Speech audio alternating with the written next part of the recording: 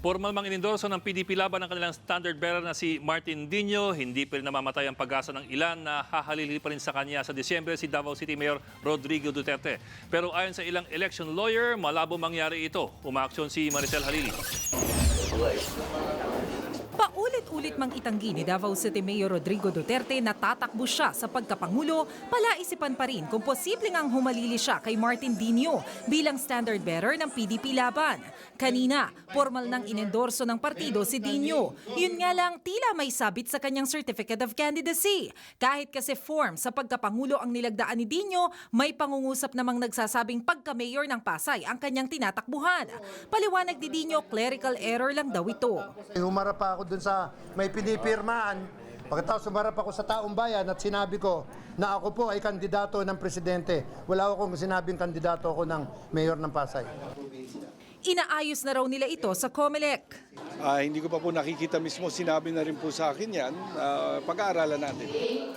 Pero ayon sa election lawyer na si Romulo Macalintal, malabo pa rin maging substitute ni Dino si Duterte kahit pa maayos ang sabit na ito. Hindi pa raw kasi tiyak kung isa si Dino sa mga madedeklarang nuisance candidate. Sabi kasi ng COMELEC, 5 pa lang sa 130 presidential aspirants ang maituturing na lehitimo sa ngayon. Dagdag pa ni Macalintal, kung pagbabasehan ng kakayahang mangampanya, malamang nakabilang na sa 5 lehitimong kandidato sina Secretary Mar Rojas, Senator Grace Poe, Senator Miriam Santiago at Vice President Jejo Marbinay. Kaso, di naman tiyak kung si Dino ang panglima. In the most remote possibility na ma-declare nuisance si Dino, then it is as if no certificate of candidacy was filed and therefore there is no candidate to na pwedeng masubstitutan ni Mr. Duterte. That is the danger now of having a dummy candidate. Bukod dito, hindi rin naman PDP laban ang partidong isinulat ni Duterte sa kanyang inihaing COC sa pagkaalkalde ng Davao. Pero sabi ni Chair Bautista, posible ring mag-ampon ang kandidato ang isang partido bago mag-Desyembre, basta hindi ito labag sa kanilang panuntunan.